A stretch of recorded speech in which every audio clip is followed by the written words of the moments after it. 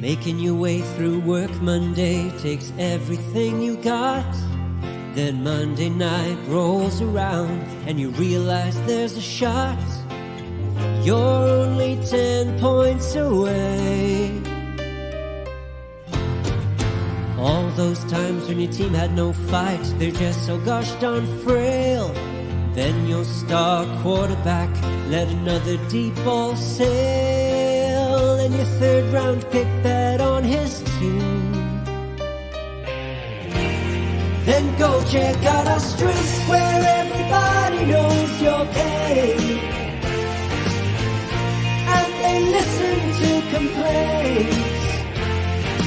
You wanna be where you can see our bodies bring you no shame. You wanna go where everybody knows your pain.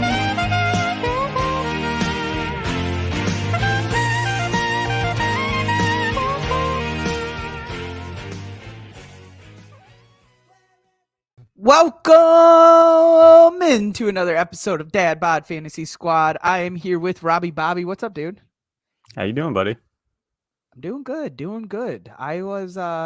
We do later have Norton joining us. He is running a little bit late. He is doing his dad duties. Rob, I saw the episode last night. Which one? Your guys' episode. Oh, okay. Thought it was a great episode. Thought it was really good. Yeah. It was really good.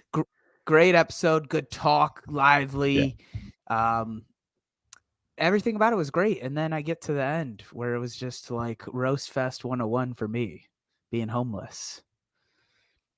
I said you just gave up the will. What you talk about, dude? Because I got the flow. Is it the flow? I like it. If you were going out in public a lot, I don't think you'd have it. I think you're right, dude. No, I was rolling.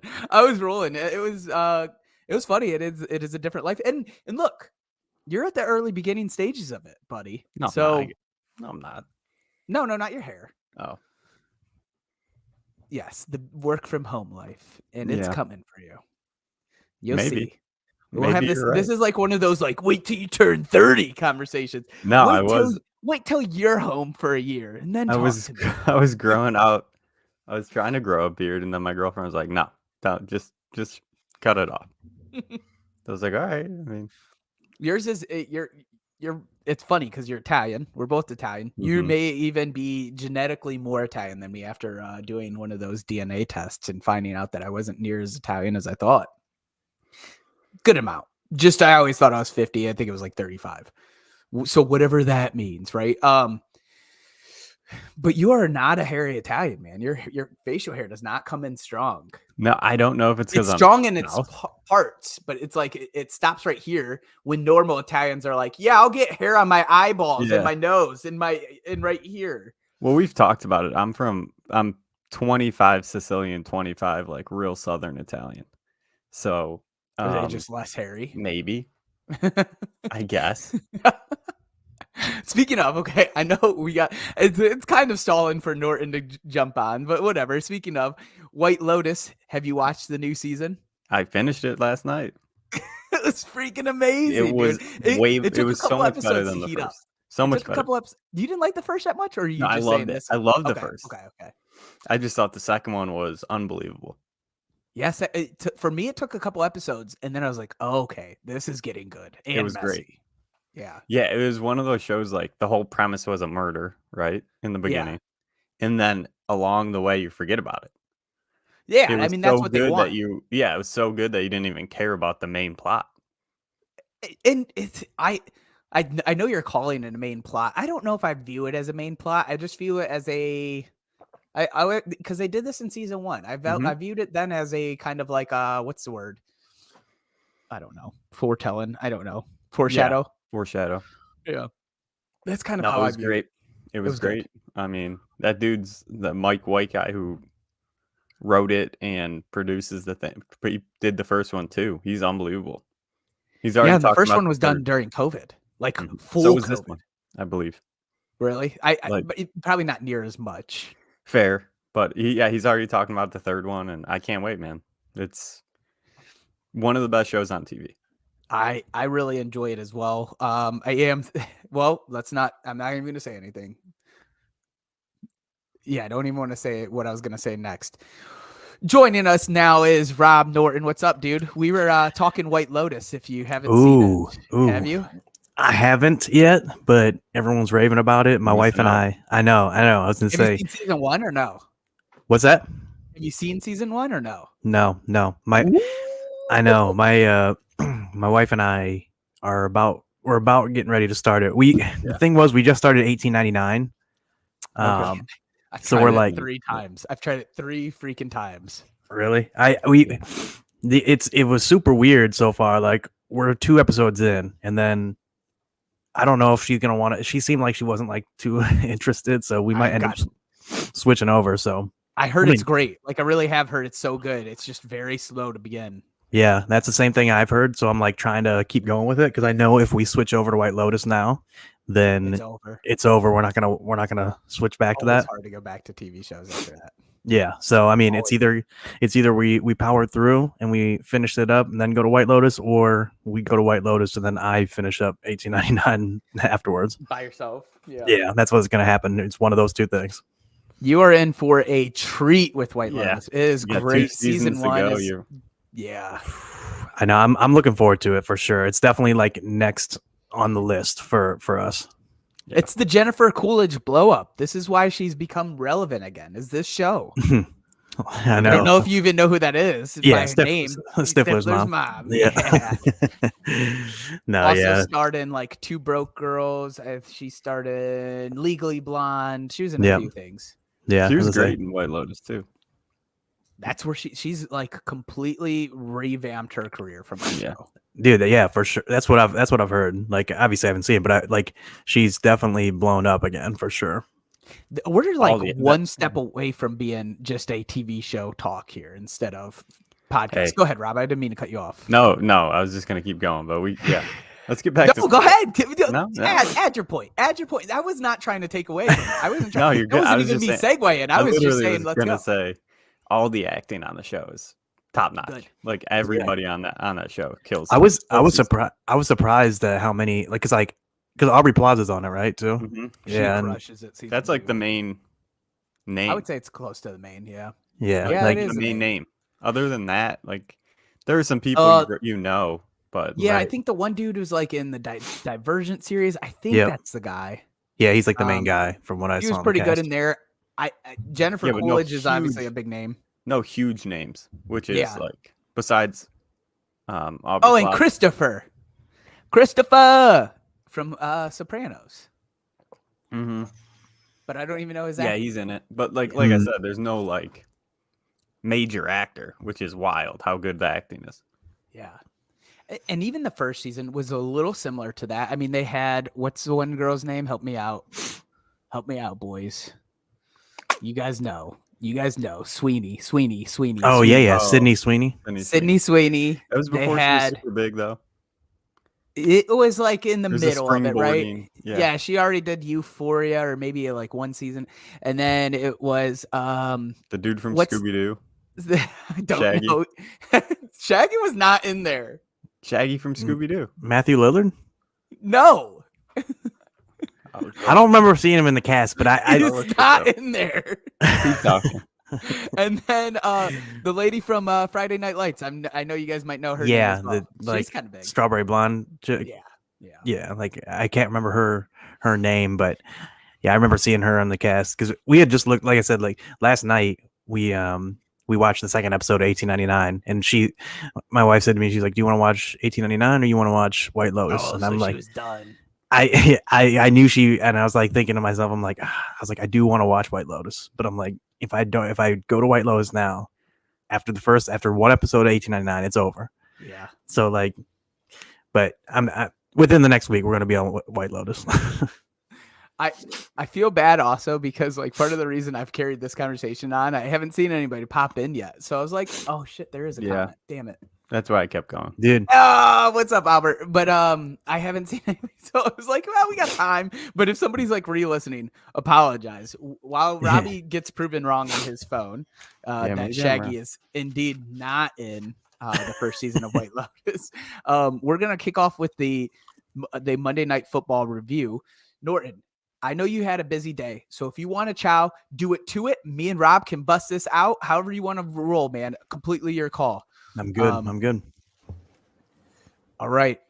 So New England 27 to Arizona's 13. And also, that wasn't me like saying, "No, what are you doing?" That was me like actually saying, I feel bad because you went from like just getting home to putting your son down to probably this is the first moment you sat down. So just to give a little background on that.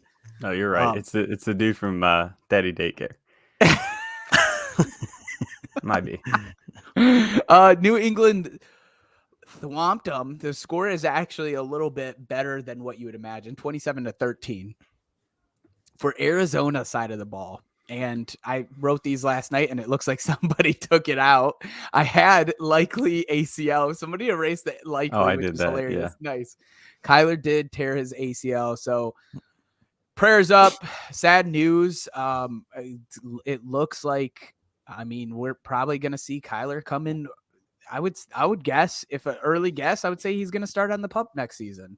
Yeah, he'll be mid-season next year coming off. Yeah, which is like a huge hit for Dynasty owners, and sucks, man. He was in the positive. He did just get paid, so good for him. What does this do for rankings of D-Hop and Marquise Brown? I think those are the two we should really focus on ranking going forward. Let's start with you, Rob. For me, D-Hop, I think he's still fine. I think he's still a top 12 receiver. I think this hurts Marquise Brown for sure. I think that's where it's going to really hurt. They probably won't throw the ball nearly as much as they normally do. And he's the deep ball threat. And when you take away a great deep ball thrower, Marquise Brown's going to take a knock. Which sucks because I have him. This is my exact thoughts as well. Norton, do you feel the same? Yeah, exact same. Like Hopkins has shown he can still be a target monster with McCoy. So yeah, so I'm not too worried about him. Obviously, the ceiling kind of goes down just because the offensive environment goes down in general, the ceiling of the offense in general. But yeah, I think it hurts Hollywood much more. Yeah. I completely agree with both of you. I think Hollywood has some boom or bust sort of potential, but it's going to be a lot more bust than boom going into playoffs. I don't think you can trust them. I think you're right, dude. Like, how do you put them in any of your lineups? Like, real quick, let's pull up their playoff schedule because I think it would give us a better indication of what's going on moving forward.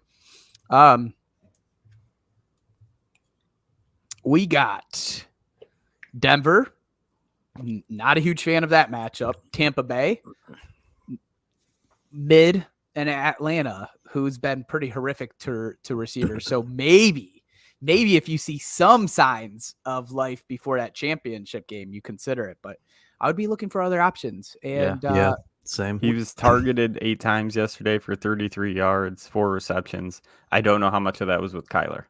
Probably barely any, honestly. It would probably be somewhere. Kyler probably targeted might have been maybe once. Maybe. I was gonna say, yeah, if that, because I think Kyler went down on like the third play of the game. Yeah. Oh yeah, you're right. Very early.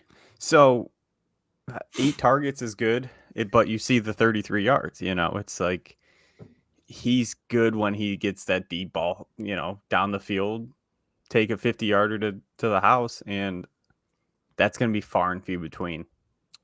Yeah, and we'll talk about some wide receivers that are on a lot of waiver wires.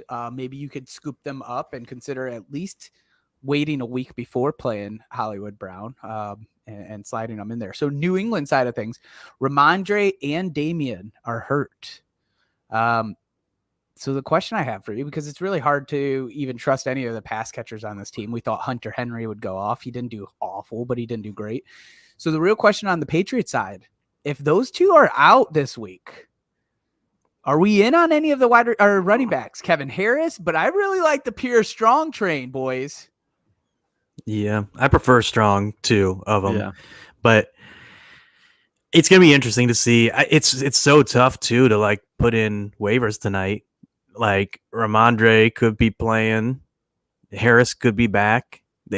you could have both. You could have neither. Like it could be a wasted. I mean, the thing is though, ultimately, you might as well take the shot. It's playoffs. I think so. I mean, what are you saving it for at this point? Yep. So, but yeah, it's definitely murky though. Yeah, I don't love it. Even if you get them, like I don't see a path where you can plug them in a playoff situation. Dude.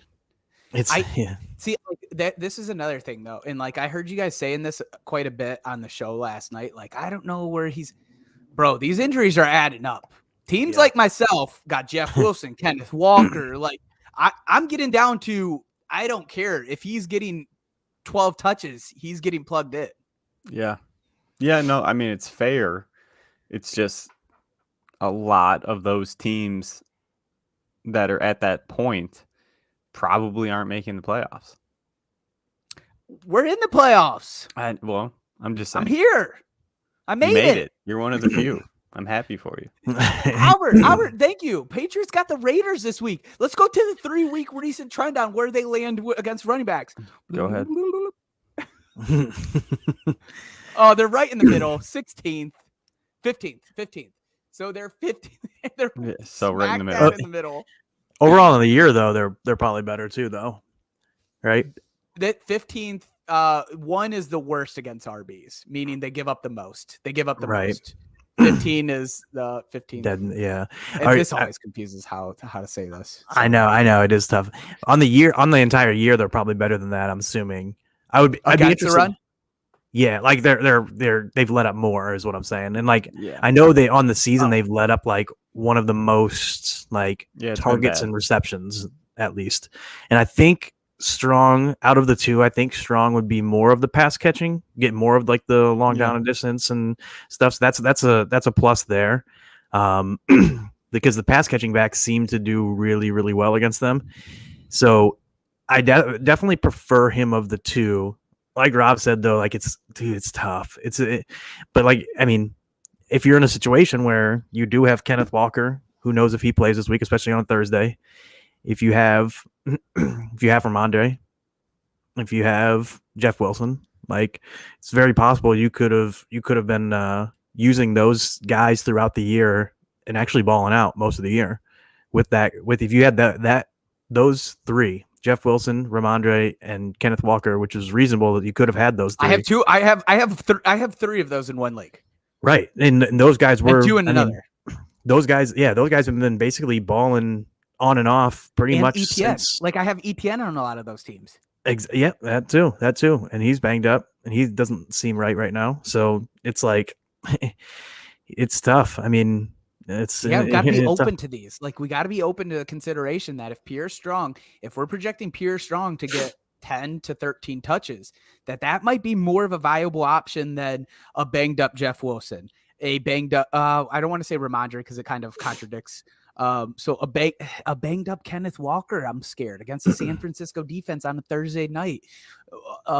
Travis Etienne hasn't looked right. Like I am considering Pierre Strong over all of those guys as I prep and see how the week goes. Like you have to at this point. You have to be open to picking up an RB off of waivers and being like, yeah, I'm plugging you in. Yeah, no, I agree. I mean, and like I said before, like even though I don't feel like great about it, it's week 15, it's playoffs. You might as well use the waiver, grab them. What are you waiting for? Because either one is either you end up maybe needing to use them, and two is if you don't need to use them, then at least someone else doesn't have them, and it could be your opponent that maybe needed someone. So either way. And when we talk about RBs, and not that you pick up one per position, but there's a few RBs that are out there.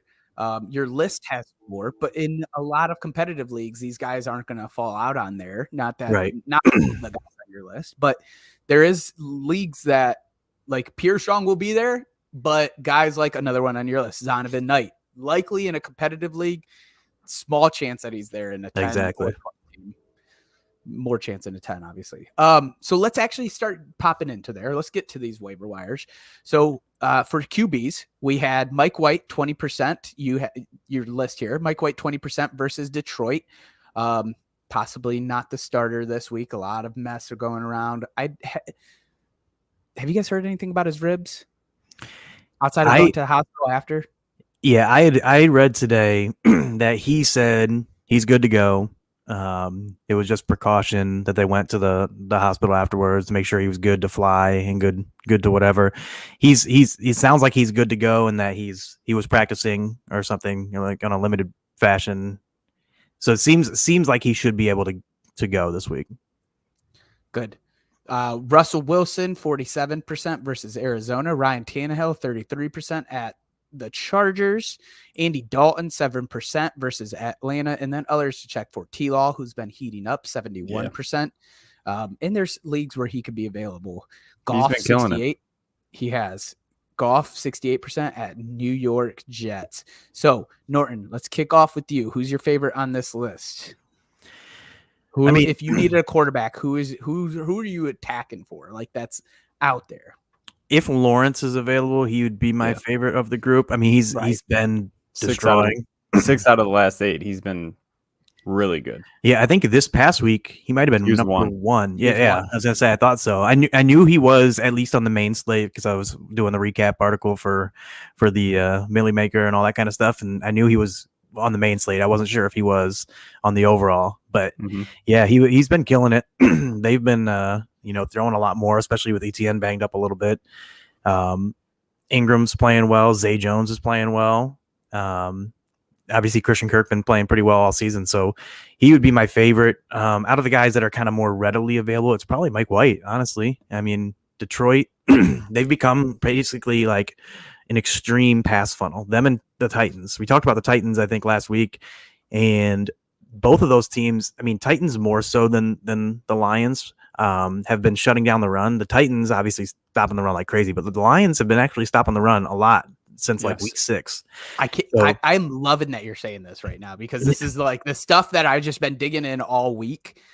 Tennessee is 1 against quarterbacks, like the best. Yep. Right. Like you want your quarterback starting against Tennessee.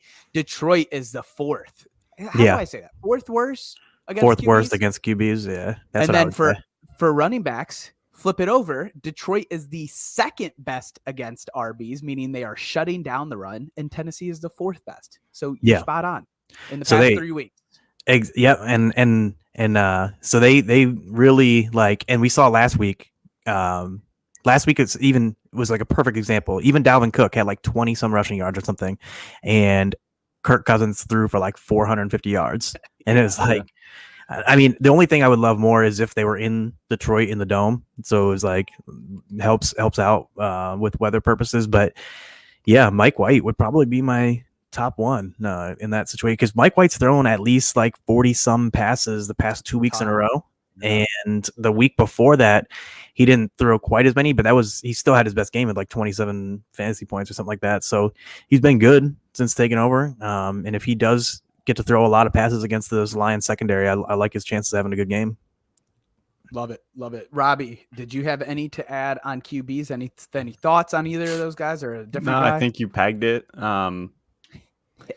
Russell Wilson's an interesting one, but is he gonna play this week? He's injured, right? I think he has a head injury, right? Yeah, he had a concussion. So that's kind of up in the air. Almost. I want to say there's been one case of one player coming back the week after this year. Yeah, it's definitely clamped down. I can't even think who that player is, but it was an offensive player. I just can't remember. Yeah, it seems like Kenny Pickett, right? Okay. Yeah, concussions seem to be like multiple week injuries now, at least 2. We've seen it a couple times where it's 3 or 4. So you can't really pick him up now and hope he plays, right? So yeah, I'm with you, Mike White. Trevor Lawrence is, if he's there, go get him because I really do think he has proven himself. He's QB7 on the year, QB1 this week. He's had 2 top 5 finishes in the last 3 games. Dude, it's gonna be interesting to see where he falls in next season. Because he Lawrence? might be the value. He might be the value next year. Yeah, he's getting more. I mean, he's getting Ridley next year too. Like they just keep adding weapons for him. I think they'll draft somebody too. And that's the crazy thing too, is because I think he could slip slipped down a little bit because when you think about it, you look at the guys, like it's hard to take him over any like the rushing guys as is. It is. And so then like, are you going to push him up above like, you know, any He'd of probably like go where like right after Dak is my guess. I was about to say, are you going to push him up above Dak? I mean, I think most people will Yeah. probably take Dak first. Yep. And then like, you know, he's going to be after in that range after like probably where we saw where like Matthew Stafford went this year. Yeah, I was going to say the whole like Stafford, Carr, Cousins kind of group. And I mean, obviously he's performed better than them this year. And he gets more rushing touchdowns than those guys. Yeah. Yeah. Right, at least this year he has. I'll tell you, RBs. Sorry, right to touch on this. We'll talk about Evan Ingram later, but once they started utilizing Ingram, Trevor Lawrence has just emerged. And I think it's going to be a trend that we see moving forward. I love it. Yeah, they've opened up their offense quite a bit. They have. They've been putting Ingram out Zay wide a lot more too. Yeah, like there was moments that we saw Zay get used early on in the year where you see the spikes of targets, but like last 3, I think it's 2 out of the 3 weeks have been double-digit targets, and one of them was 7 targets for Zay. Yeah. Well, they're just 14, throwing 7, the ball. 12 or something like that. You know, they're just throwing the ball a ton. They're letting Lawrence do it. They're splitting Evan Ingram out wide, and they're just I mean, they look good. And their defense is bad. This is one of those offenses that you're like, great. This is Detroit, right? Like, early season. I want all of this. Yeah. RBs. So some of the RBs to look for on your waiver wires this week. Jerick McKinnon, 62% at Houston. You guys touched a little bit on him, Robbie, last night. One thing I wanted to add from my couch was like, he did this before, boys. He did this last season. He was a nice late home stretch. Zonovan Knight. God, I do that every time because I like White. 55% versus Detroit. Chuba Hubbard, 33% versus Pittsburgh. Cam Akers, 63% at Green Bay. Damian Harris, 50% at Las Vegas. Gus Edwards, 49% at Cleveland. And then I would just add my love for Pierre Strong if Damian and Ramon. He's a guy I'm putting in waivers for a lot, actually. Yeah. As an insurance. As I say, I am too. I threw Damian Harris on there because obviously if he might be back before Ramondre. Yeah, if he's back before Ramondre, then he should get like a pretty big workload. And so, but yeah, I mean, I would do the same thing in terms of the Pierre Strong thing. Robbie, who's your favorite on this list?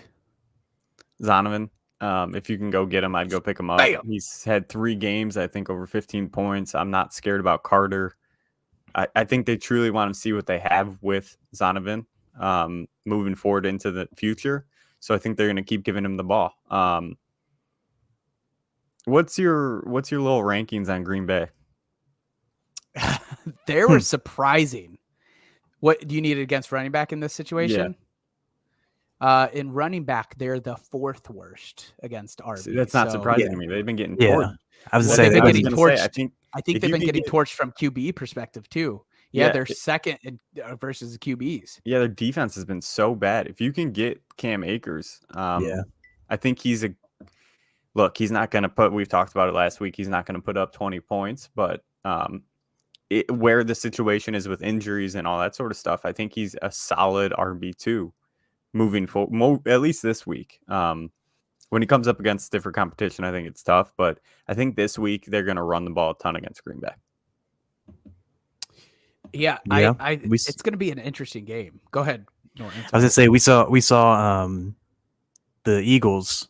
Was it maybe 2 weeks back or so? They went super run heavy against Green Bay, knowing that they could just gash them. And we had talked about that, I think, because then the following week is when they went ballistic through the air against Tennessee, and like how that we were talking about how they are adapting like to the opponent, like attacking their weaknesses. And so I think Green Bay, I like the Akers mention because Green Bay definitely can be beat on the ground for sure. I mean, obviously either way at this point, but I think we need one more mention here, fellas, and that's Dare. I cannot pronounce his last name. Ogunbowale? Yeah, I think you're really trying to get Dare or Rex. Probably Dare for the upside. Damian Pierce is out 3 weeks at least, I think. As I say, high it's ankle. a bummer. So it sucks. I would go out coming and off a Dare. nice game. He could slide right into a huge role. I think he became the back after. Well, He had 1 carry. So I think it was very slim. It's hard to see that they're just going to be like, okay, Rex, you're the guy again. But it's such a Houston thing that they could consider doing that. Like, they're not. They're playing for the first pick. Like see what you got in Dare. Is Dare the running back that was in Jacksonville and got COVID, and that's when J-Rob stepped up? I'm not sure he might have been. I know he used to be. It was Dare, and then it was also Ozigbo or something like that. Yeah, Divine Ozigbo was the one before too. I know Dare used to be in Tampa for a little while, like before. I think it was even before Keyshawn Vaughn was drafted 2 years ago or whatever it was. But yeah, so he's known. Dare is known as like more of a pass catching back. I think I would be rostering him. I would not start him. I mean, he's going against Kansas City this week. It would have to be a desperate start to kind of see how this shakes out from Houston before. I'd much rather go Chuba if we're talking that. Like, I think you can get Chuba, and I don't love it, but he's good in a run-heavy offense. And Carolina's talking about saying that. They're like, we're a run-heavy offense now, and then they're also they could win this division, dude. This division's so horrible. It's ridiculous. Crazy. I keep going back to this. I probably mentioned it on the show like 8 times. There was a dude that bet $80,000 that Carolina would not make the playoffs. And at the time of that bet, I was like, you're a genius. He's making $6,000 if he wins, right? He makes $6,000. That's it. Profits $6,000. But you profit that in 6 months. That's good return, right? Like that's okay. Not really. He might lose it. Not really. I don't think I do that. I don't care how good the bet is. You profit that in 3 months. That's pretty. I think that's a nice profit. That's what $2,000 a month in 3 months. Yeah, I mean, better in savings accounts. Or better you lose $80,000. He might, but like when he made this bet, I think it was probably week 4, week 5, or something. I was like, oh, this is the easiest bet I've ever seen. People should do this all the time. Yeah, I mean, now, Mario. How do you think Vegas has those big buildings? They got all those big casinos. Yeah, like, do you think Vegas knew? They were like, yeah, Tom's done. Let's take this. I mean, this dude's about to lose $80,000 on this bet, unless they gave him cash out options, and he's like, oh shit, maybe I should get out of here. I would. Give me the money. You think they have a chance then? See green, take green. No, I would take the money if they're giving a cash out. Oh, I don't think sure they are. I don't think he would give. I meant cash out with a little loss. Yeah. Yeah. All right. Interesting. Wide receivers. We have Drake London, 61% at New Orleans. I also am really mad at you, Norton, for somebody that you don't have. DJ Chark, 40% at the Jets. Love this. I picked up Chark last week on a couple leagues. He's been looking amazing. I saw you guys talk about him last night. Zay Jones, 51% versus Dallas. I am about eating crow. I'm getting close to eating crow on Zay, although his matchups don't get easy. No. Donovan People-Jones, 58% versus Baltimore. Either of you can select this as an option. We talk way too much about him. Nico Collins, 25% versus Kansas City. Paris Campbell, 33% at Minnesota. Treylon Burks, 52% at the Chargers. Others to check for: Gallup, 73% at Jacksonville, and Jacoby, 70% at Las Vegas. Norton, where the hell is Elijah Moore? Oh, dude, I do like Elijah. I was like, I actually like a lot of like options that are like 70% or less this week. So I was like trying to like not get the list out of control. But Elijah, this was your boy. I know. Corey Davis is concussed. Yeah, he had the highest snap percentage since week 4 at 82%. Had his highest target share, 10 targets. It's Elijah Moore season, boys. It's finally arrived.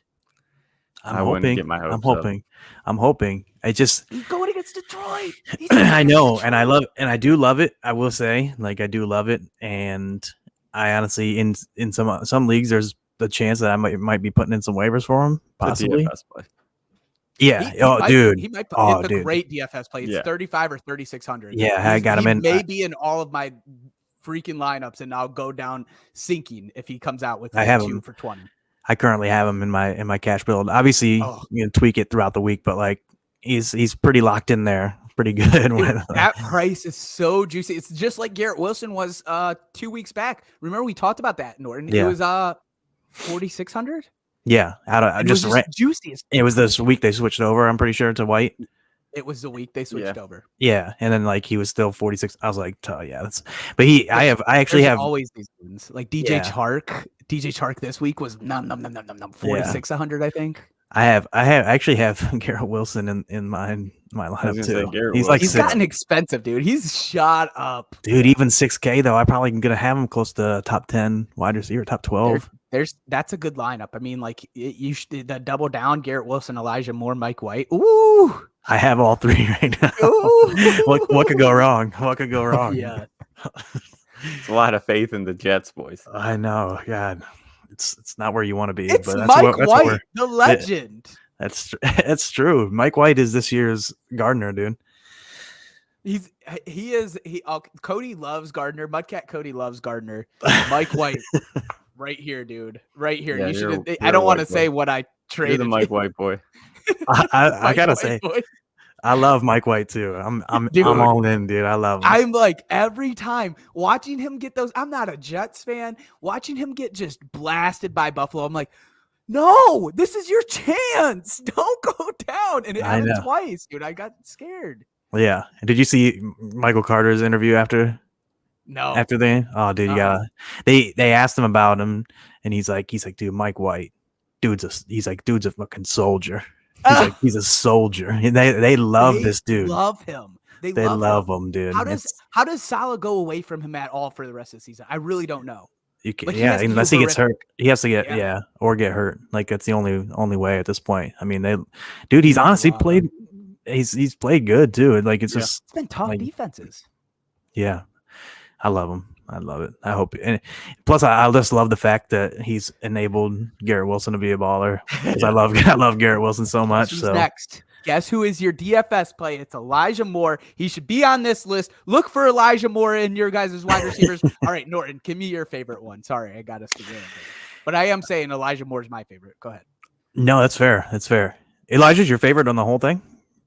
Out of this list? Yeah. Well, so here's my thought. When I don't. This isn't even like shade towards you, but the others to check for are not going to be out there for me. Gallup and Jacoby are not going to be out there. Right. Drake London probably not going to be out there. DPJ for sure not in any Cleveland leagues, and Zay Jones probably not. Really, when I see this list, I know that I have to look under 50% to see if they're out. Right. There. Right. Treylon Burks is on my team. Yeah. No, that's fair. That's fair for sure. Yeah. I was going to say that's not shade towards what you're doing because I know that these guys could be available in any league. It really can. Right. I guess so when I say like my favorite, I'm saying like the guy that's most likely to be there is Elijah Moore, and that's who I would go for. But go ahead. Sorry. No, that's fair for sure. Obviously, I mean, if Jacoby is available, I think he's the one for me. I mean, obviously there was worry about his injury, but like I love the matchup this week. Devontae Parker also got banged up, so he'd be the one. But of the guys like more realistically available, man, I probably got to go with Chark just with how he's been. He's looked good. Bob says once they get enough tape on White, the Jets will be, I'm assuming, looking option B. I'm another B. Am I reading? I'm assuming option B. Yeah, another B or maybe another QB, but QB, maybe it's another QB. Yeah, it's possible. It's possible. We saw last year him kind of like fizzle. Well, not kind of. He really fizzled out.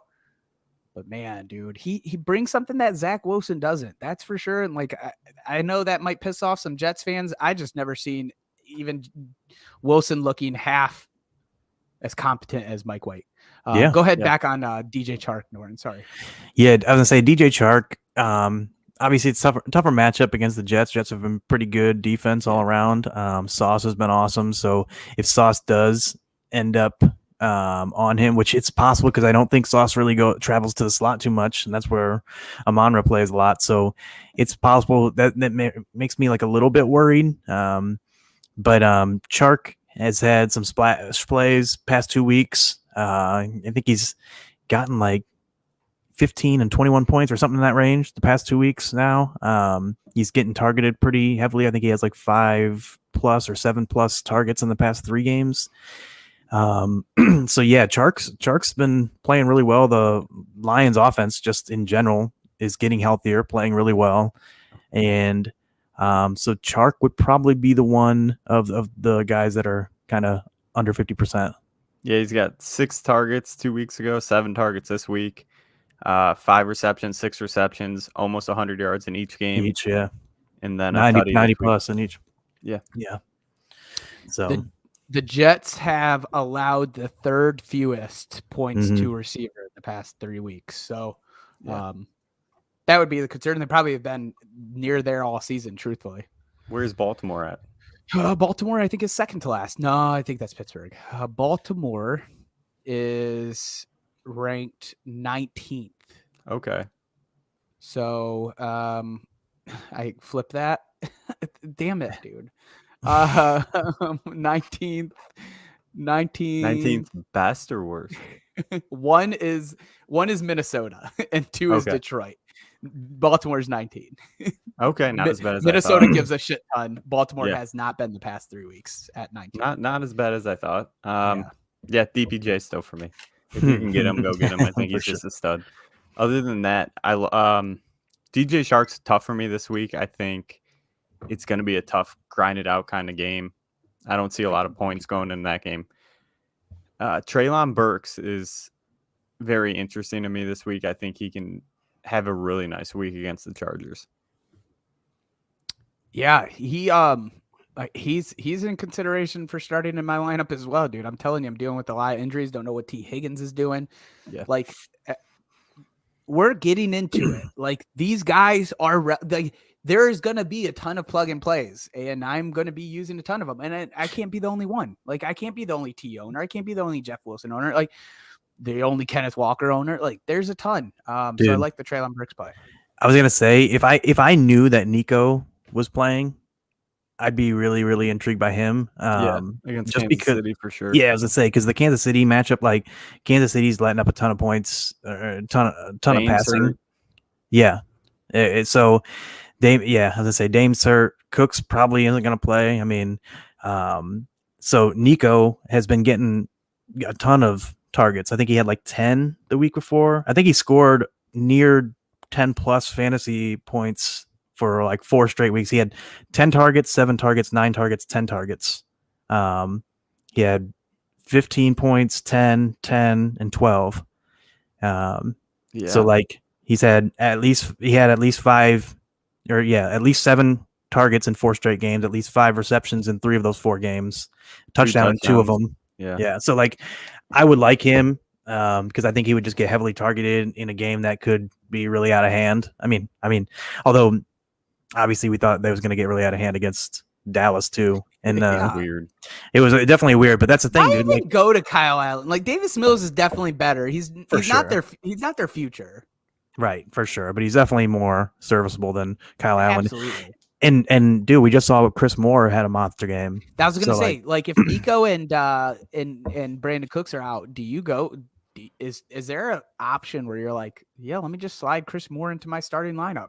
It's possible, especially if like it's painful. Especially if a lot of these guys are taken already, which a lot of them probably will be. I mean, we mentioned Nico. You could probably get Nico. No, if Nico's out.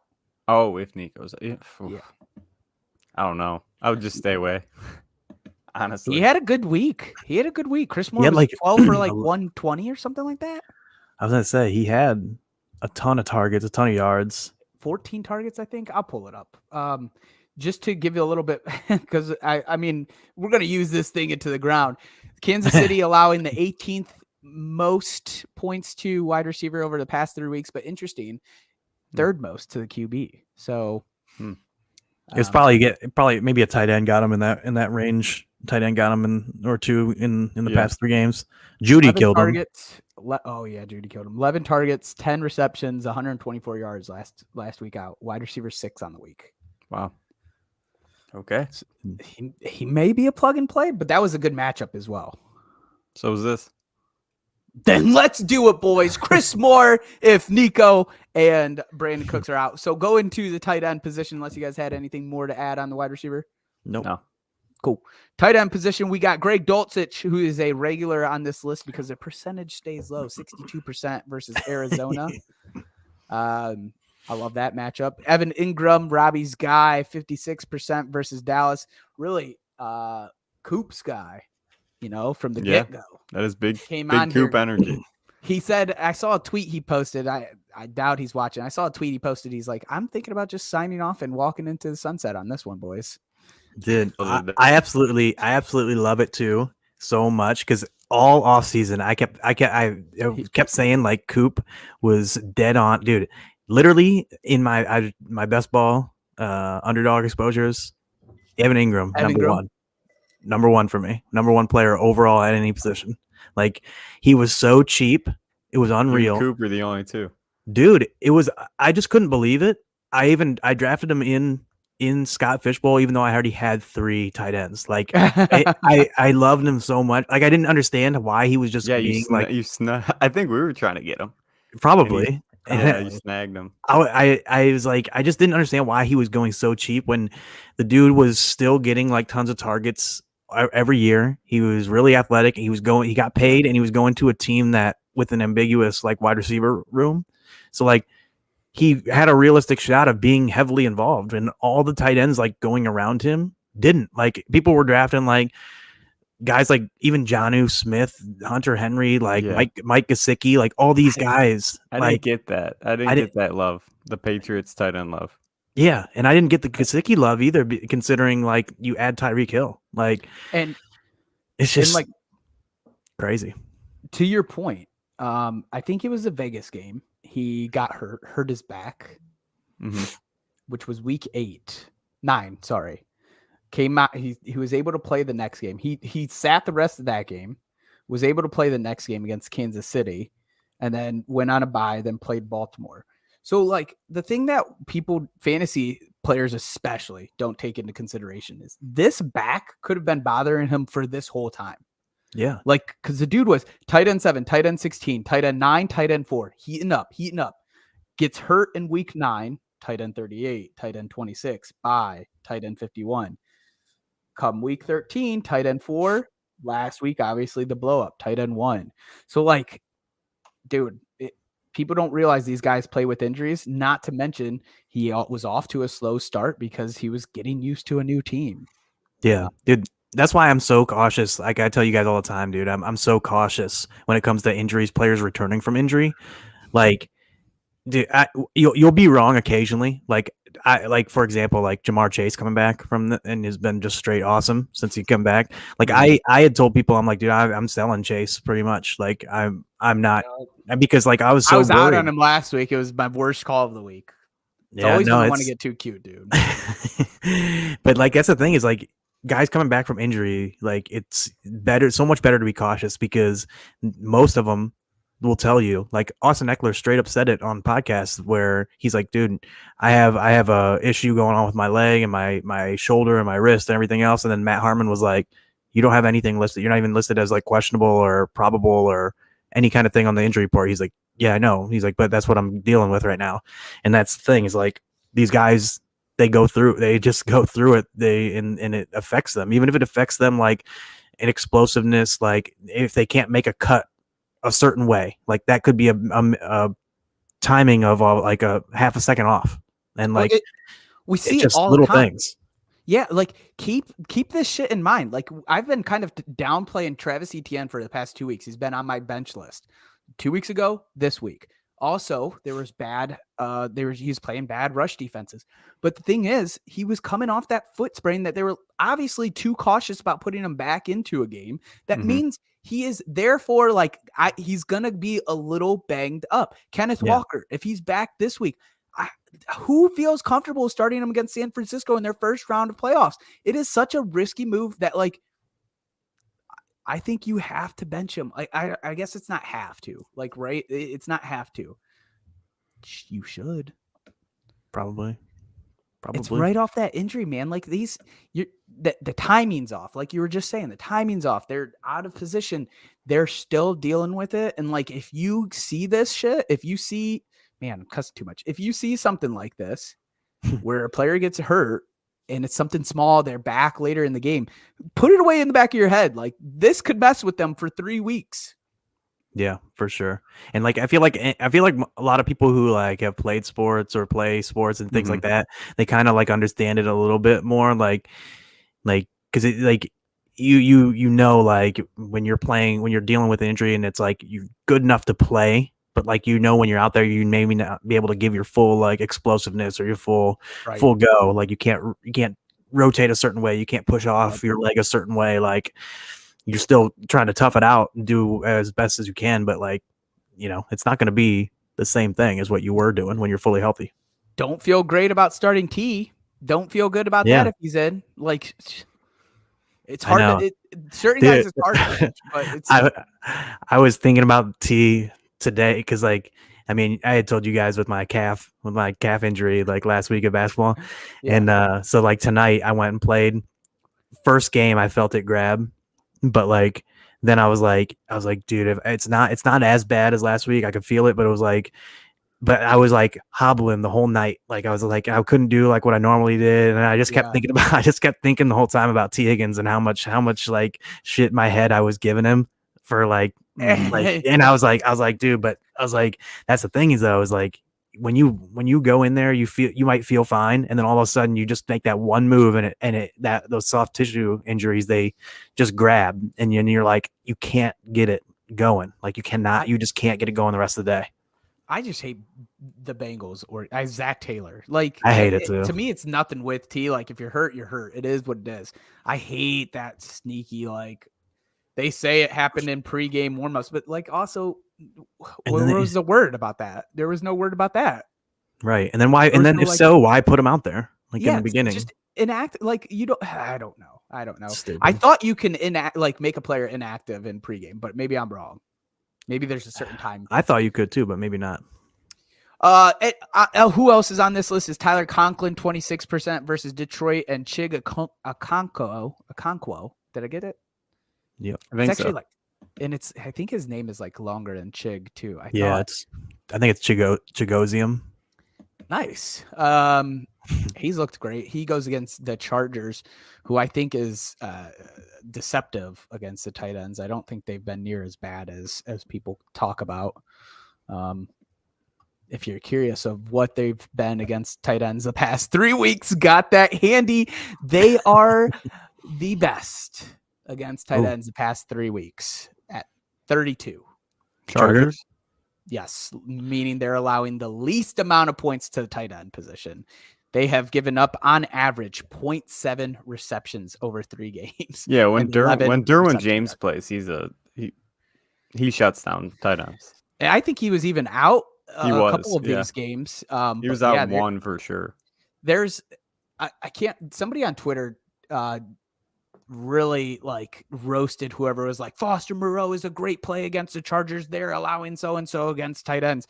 And they were like, yeah, they're allowing this much because they played Travis Kelce and they listed another tight end that kind of was a great tight end. I'll say Travis Kelce killed him twice, and that was like majority of the stats. Yep. Other than that, that's a scary play this week. Yeah, that's why tight end defense for me is always so tough because like I remember I think it was last year, there was a team that played against the Chiefs and the Ravens and maybe the Chiefs again or something. It was like something like that in the first 2 or 3 weeks. So they played Kelce and Andrews and got beat and got roasted by both of them. And then like I saw someone in like week 3 or 4 saying, "Oh, this team is like one of the worst against tight ends." It's like, well, yeah, when you play Travis Kelce and Mark Andrews, like when they're both fully healthy, then shot. Yeah, like so, like it's really, really noisy. Like, I mean, and like, but I do think that it is a tough matchup considering like Derwin James is good and they have been able to shut most tight ends down the whole year. Like, you have a bigger sample size, so. Mm-hmm. Yeah, I think they've. It's a scary play this week, even for DFS, who I think he's still pretty cheap.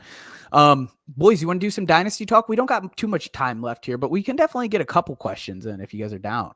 Definitely. Let's go for it. All right. So it's playoff season.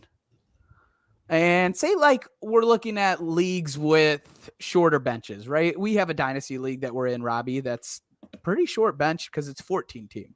Yep. What do you do if there's a guy that might be relevant for playoffs week 15 through 17, right? Like he might be, quickly comes to mind. He's not available in the league I'm talking about, but Bam Knight, right? You don't see much of a future. There's like a small chance that he plays a role in their offense, but like even somebody maybe like Jarrett McKinnon, like somebody that doesn't have too much of a future, but might do really well over the next few weeks. But you have to drop a future asset for them. You have a short bench, and some players that come to mind that I'm thinking of future assets that won't be really valuable in playoffs this year. Kadarius Toney, Tyquan Thornton, Alexander Madison, James Cook. Do you do it? Do you go for those like kind of rentals? Norton, I'll start with you. Or Rob. I don't know who took the breath in. Go ahead. Whoever wants to kick it off. So for me, it's definitely very, very context dependent, but like I know in one You're of my in playoffs. Like that's all there is to it. You're in playoffs. Right. So like, it depends for me, like how badly I need him. Like if I don't need the guy that week, I'm probably not even like, I don't think I would like pick up a guy that could be relevant to stash unless I needed him like this week. If I was starting, if I needed someone to start this week, Let's see your running backs to help kind of muddy up the waters here. Your running backs are Kenneth Walker and Travis Etienne. I have Who's a team, your backup? I have a team that has these two RBs. And like, this is just, it can happen, right? Like, do you drop somebody? Obviously not those guys, but like somebody on your bench, like Alexander Madison. Kadarius Toney is such a good one too, because he is he's such a roster clogger right now for dynasty teams. Tony's is definitely a tough one because like I do love Tony and and he's like a long term city now. Yeah. But like Madison, I think I'd be fine dropping. Thornton, I would be fine dropping. Thornton, I did drop actually in a dynasty or two.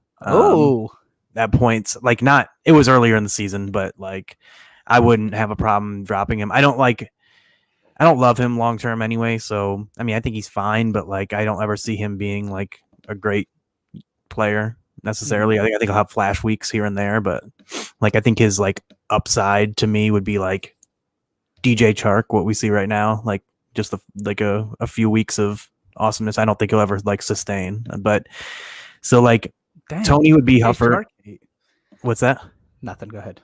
The DJ. Oh, dude, I love the thing is I love DJ Chark. You don't. Not after hearing that. I think. Well, what I'm saying is I think best case for Tyquan Thornton, to me, is like he's DJ Chark from this year.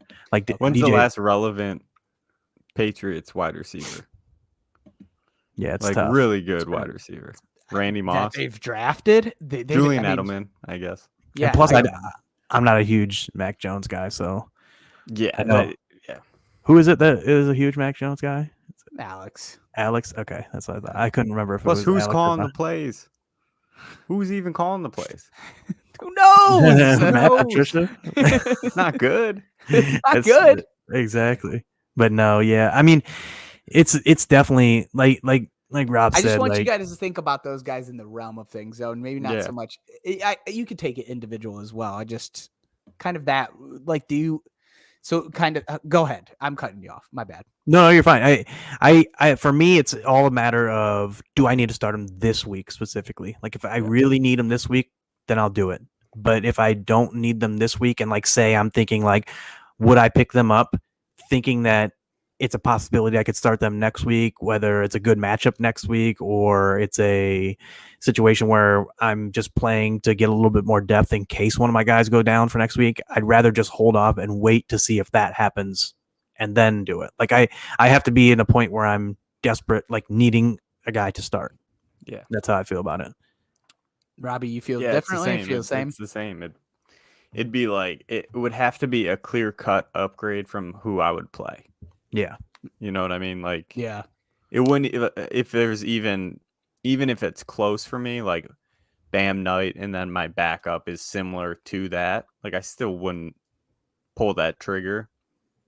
Bam Knight's an interesting one. Like I would probably do Bam Knight over all of the guys in it. Could he have a future somewhere? Probably. He's shown he can be good, right? So that's one piece of the puzzle. Like he might be able to get a a good role somewhere. If not with the Jets, with Brees coming back next year, he's shown it on tape that he can be good. Help me understand real quick. Undrafted running backs still get the same.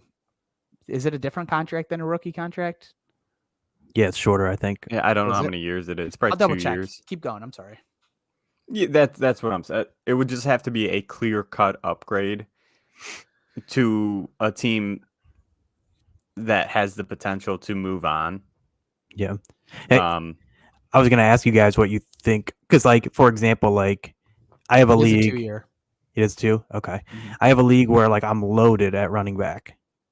Like, and so I'm not going to, like, even Bam Knight, if he was out, he's not out there, but if he was out there, even though I like him, I'm not going to make a move like that for like a receiver, even like a Tyquan Thornton probably for me. When I just said I don't really love him long term, but like in that league, I have Eckler, Dalvin, Miles Sanders, James Conner, Joe Mixon. Like I'm not going to ever use Bam Knight really. And I don't see him. Like he could be an asset.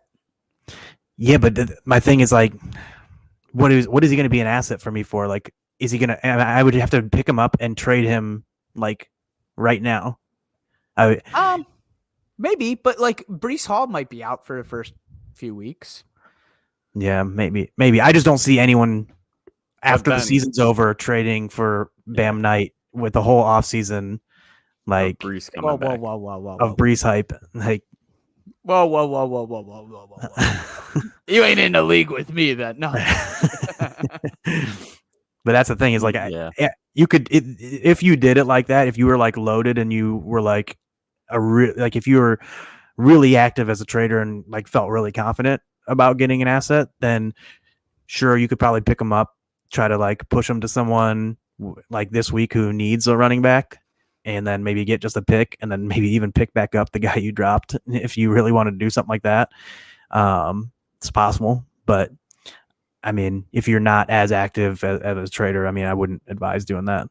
Yeah, I mean, it makes perfect sense. I think like those things are obviously goes by a case by case, right? Like, but when we talk about waiver wire for redraft, it becomes interesting to think of these situations in Dynasty. Like, would I go out and get Dare and hope that he produces for my playoffs? Probably not. But like we talk about Zonovan, he's a different level for me. I don't think Zonovan's going to be out there in any of those Dynasty leagues. Right. But just somebody of that caliber, like Jarrett McKinnon might be out there. And I would highly consider Jarrett McKinnon to be catching fire right now. I just don't. You want to win the playoffs, dude. It's kind of like you're already mortgaging everything else. If you're there, most likely, like Robbie's not. I put my house up for sale to get to these damn playoffs. I tried. I have no future. So why do I care about the future that's on my bench? We're all in. So I'm a little bit more aggressive with it than what the sounds of both of you are, but I get the case by case point. The next question I have for you guys is how 2022, right? The year of hell for tight ends. Robbie, how are you navigating the tight end position in these dynasty playoffs? Are you loading up? Are you kind of stocking? Ooh.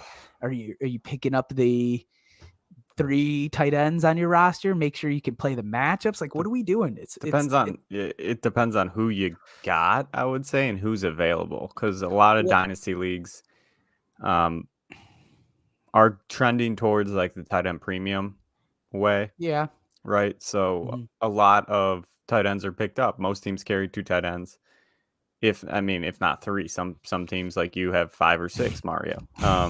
It's a deep league. That one's a deep roster, dude. Yeah, deep roster with 10 tight ends. Oh, gatekeeper. Got half the league. Gatekeeper. It's tough in a dynasty, kind of navigating it in season, as like late season for playoffs. Like you're kind of stuck with who you got, to be honest, unless there's a clear-cut player out there that you think has the potential to be really good. Like Evan Ingram's not out there, right? Like a lot of the players that I know are going to be consistent. Evan Ingram could potentially be out there. If he's out there, like that's a no-brainer. I'd go pick him up. Yeah, for sure. I'll pull up his sleeper stuff right now, even though that's not going to necessarily tell us much, but just Yeah, that's a no-brainer for me. I mean, 89. it kind of depends on who you're playing, but the tight end position this season has been so murky and so inconsistent that yeah, you can pick up players, but like who are you going to play? And we've seen it week to week where it really could be anybody unless it's a good tight end playing a bad defense. I want to give you an example. Because give me some context. I will. So who is locked in outside of Kelsey? Obviously Andrews is, because you're not going to bench him in the last 3. Is Kittle locked in? Do you consider Kittle a lock? Not for me. Hawkinson, I would say, is locked. Hawkinson is locked in. Is Ingram locked in for you right now? Schultz Ingram, is locked Njoku, Freiermuth. Okay, so Schultz might be 3 for me. So let's run this back. Yeah. So Kelsey, Andrews, Schultz, Hawkinson, Ingram, yes or no? Yes. Njoku, yes or no? Yes. And what was the last one? Freiermuth? Freiermuth. So we have 7 guys that are locked, don't care about the matchup, rolling with them. So it means 5 teams, most likely a 12 team, are playing matchups or should be, is what you're saying. They should be playing matchups. You also got to look, again, a lot of teams have 2 tight ends, right? Well, here's what I'm trying to give you some context here. So the league that we're in, Robbie, Dink and Flicka, there's Tyler Conklin's available. Logan Thomas is available. Chig Okonkwo is available. Noah Fant is available. Do you pick up one of those guys? Do you pick up multiples? I would say Conklin's. I think Conklin has the potential to. I like Fant a lot. With Mike White, Conklin's shown he can be good. He has. Let's take a look. Fant win against Carolina last week. Let's run the numbers here, boys. Yeah. Fant's second best against the tight end, meaning they are locking them down. I like Fant. But he hasn't, he's been last 4 weeks was tight end 19, 23, 43, right? That's what I'm saying. Like, you can't, it's hard to give up it also depends on who you're dropping. Like, what are you dropping for that player? Like, not a tight end. It would be something that you're not using in playoffs. Yeah, it'd be somebody, like, if you have somebody that if I had Bailey Zappi for a long time, like, if I could drop Bailey Zappi and pick up Tyler Conklin, I would do that just to have that flexibility on my roster to move tight ends around based on matchup. But I'm not going to drop a legit Would you drop asset. Jordan Love? No. Never. No. I've sat with him for 2 years. Like, he's going to ask if Rodgers is back, he's going to ask for a trade. Yeah, he better. And then he's going to go to, I don't know, Detroit. Tear it up. Damn. You guys were just hyping up Goff last night. What happened? Hey, I like Goff, but they know he's not the future. So if they can trade for Love, see what you can do with him. I like that. I like that play a lot. Hayden Hurst is out there in the league. Yeah, I mean, so Trey McBride is out there too.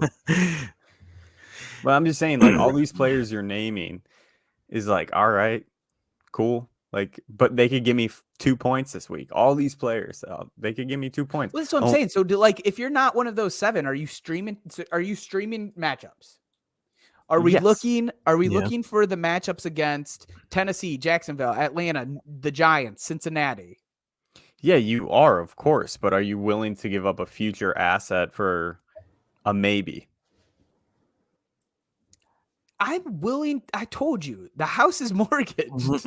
Yeah, I mean, we're in playoffs. Yes, I am. Norton. For me, it really, again, it just comes down to what other one I have. Like, if I don't have one of those top 7, then sure. If you have Kittle, because I think Kittle is a great line that you both said no on. Honestly, if I have Kittle, though, the problem is I'm probably gonna start Kittle over Tyler Conklin or Noah Fant. So then I'm not gonna drop a future guy. You guys lying. Well, compared to to be honest, I don't think Yeah, but if I have Kittle and Komet, which is possible, a lot of these teams have Kittle, Komet. I have Everett and Njoku. A lot of teams have 2 of these guys. You know what I mean? That's what I'm saying. That's why Kittle's not locked in. That's why. You're saying if there's another tight end on your team. A lot of the teams have 2 of the top 7 guys. And that's why for me, even only 4 of them I really consider like fully locked, like, and it's Kelsey, Andrews, Hawkinson, and Schultz for me. Like, I don't think Njoku? well, the thing is, if I have Schultz and Njoku, which I think is a possibility to have, I'm starting Schultz probably more often than not. I don't know. I mean, Schultz got like 10 or 12 targets or something. I'm a little bit, I'm not hating on Njoku. I don't want to hear this in 4 weeks that I hate him. I am lower than you and Alex on Njoku, Robbie. See, I like Njoku a good amount. Never healthy. But like, that's the thing. He's got to be healthy, right? But when he's on the field, man, he was tight end 2 this week. He is awesome. I'm not even denying. I mean, he is definitely awesome. Like, it just makes me nervous. Like the reason I wouldn't say he's locked in for me is if I have a guy like Hawkinson in him or a guy like Schultz in him, like, I'm not like, oh, it's guaranteed Njoku in there. Like, sure. I couldn't. Yeah, like and it's like Everett and Njoku. I played Ingram and Njoku. I played Ingram this week.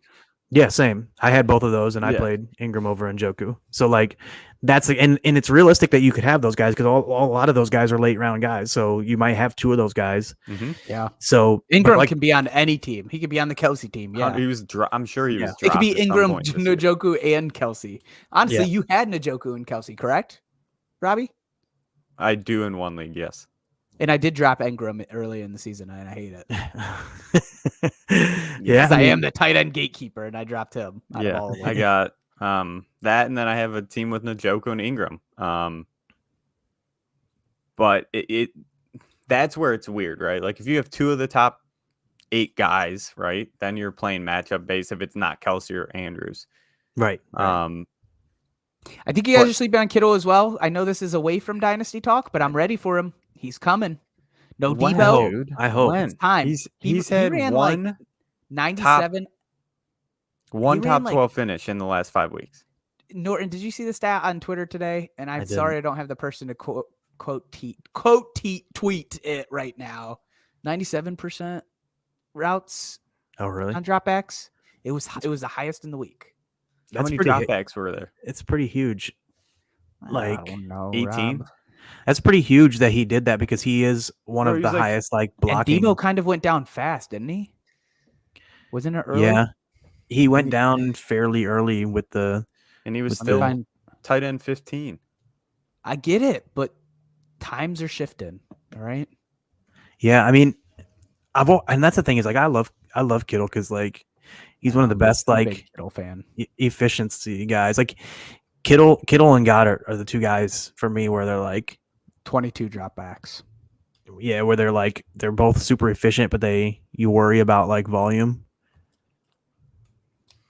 Yeah, dude, it's super weird though. It's super weird with Kittle. Yeah, so weird, dude. Because I'm looking at his thing on Player Profiler, and it was a huge like his routes jumped down huge is what I see. Or were you looking at the Miami game that he dropped back a huge amount? What is this? Routes run per. I saw it on Twitter Day. It was just today. Routes. Now I'm gonna have to find this tweet. Because the one I'm looking at here, which this could be, I don't know if this is wrong or right, but he ran 19 routes this week against Tampa, which was an 83% clip. The previous week was 98% with 44 routes against Miami. And so, but like, I mean, like I said, they just updated this recently, so I don't know if it's how accurate, but either way, dude, like the thing with Kittle is like, I don't know. He's so good when he gets like the routes run. What did you say it was? Because on Player Profile's tweet it says 18, so 18 divided by 22. What is that? What percentage did you have? This thing on here shows that's only 81% on Player Profile. That was theirs. Yeah. So there. I'll find it's weird. I'll find the tweet because somebody tweeted it out to. Was it Gibbs? Jacob Gibbs, maybe? I don't know. He does a lot of the tight end routes. He was number 1. If that is definitely the case, then it obviously intrigues me more. And I do agree with you. Like with Debo going down, that should help because obviously it's just another guy that you don't have to worry about like getting that kind of total. So like it's definitely going to help his volume. It's just a matter of if they use him to block or not. I don't know. I mean, I like it this week too. Either playing Seattle, which Seattle's been getting torched by tight ends, and here it is. Whatever, and I think he explained this too. It was Jacob Gibbs. Okay. Week 14 tight end route involvement leaders, 96%. George Kittle, Foster Moreau, and Mark Andrews, who all performed terribly. He even posted a follow-up tweet to that. This was 1 day ago. I'll go ahead and take care of this for you, reply guy. Kittle, Moreau, Andrews killed it for me in my point per route league this week.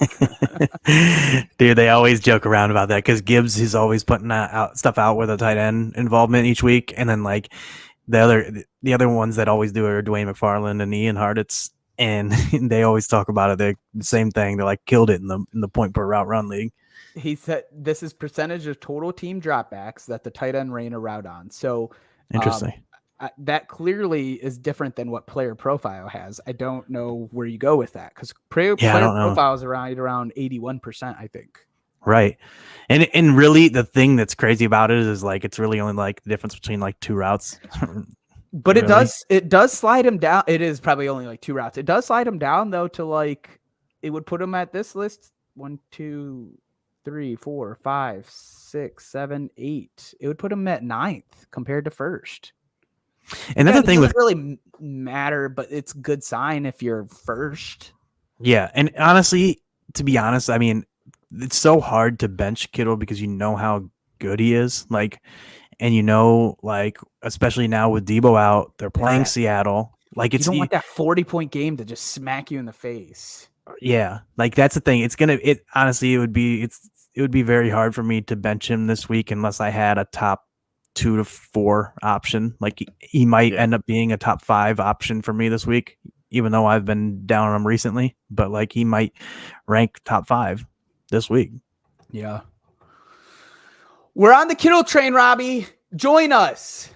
Join us, brother. Yeah, I mean, he's good for this week, I guess. We're getting away from Dynasty, but I actually do think we're kind of out of time for more Dynasty questions. I mean, send them in, boys. Or girls. We'll answer them. We want Dynasty questions. Tuesday is our Dynasty day. We're wrapping up the season. If you got some off-season questions, bring them in. We'll start. Maybe Dynasty is going to start kind of playing towards the off-season. Maybe we start talking about what you do during off-season. So maybe that will be the kind of train moving forward. Boys, any last thoughts? No. Solid episode. Yeah, awesome. For sure. Solid night. Let's get this outro music playing. If you're not already following Rob Norton on Twitter, check him out at Norton0723. For us, we're at DadBodFS. We'll post the videos on YouTube, Twitch, Facebook, DadBod Fantasy Squad. Am I still in, boys? Am I still here? Out. Shout over it all. Okay. We'll post the recordings, the audio recordings to Spotify, Apple Podcasts, Google Podcasts. Robbie? All the major streaming platforms. For myself, for Robbie Bobby, for Norton. Peace.